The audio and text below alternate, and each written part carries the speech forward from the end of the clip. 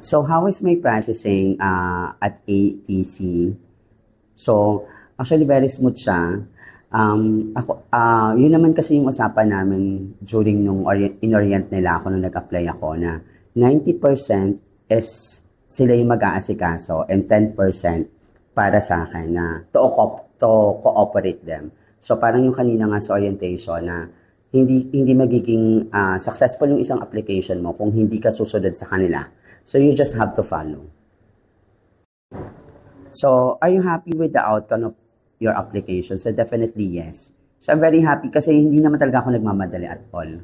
So, although syempre, nung mga andun ka na sa parang 3/4 of your application, wala na kasing urungan yon. So, parang it's more on your determination na lang para ma-approve ka. So, kung yung outcome ng application ko, so definitely I'm very happy. Kasi at least hindi ko naman naranasan yung sobrang anxiety ko or pagkakaroon ng sobrang panic ko na ma-approve ako. So, I just make it a point na I pray and then kung ano man yung maging outcome is tanggapin mo na lang. I think one of the good things about the Algonquin College, so I review.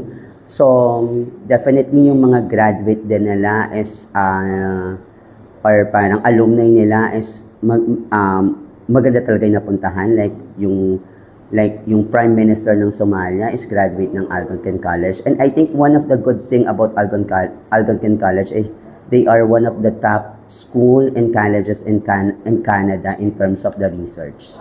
So that's why I choose them. Kasi in the Philippines kasi mostly yung research kasi sa Philippines hindi talaga siya gano'n na bibigyan ng atensyon. So unlike kasi if you are studying in abroad talaga, yung research talaga is number 1 talaga na pinaka magaling sa kanila.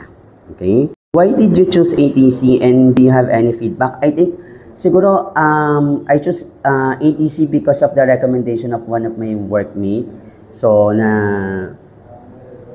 piliin yung ATC. So eventually parang 1 week pa lang nung nag-discussion na kami about kung anong gagawin ko and then and so on and so on. So I proved. So, kung ano man yung feedback ko, siguro, ang maganda lang kasi sa relationship ko with ATC is yung cooperation lang talaga.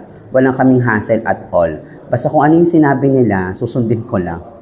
So, kung hindi ko sinunod si Zoan, so, hindi ako matatanggap. So, yun lang naman. So, you have to follow and listen. So, kasi in the end of the day naman, hindi mo nahawak yun eh.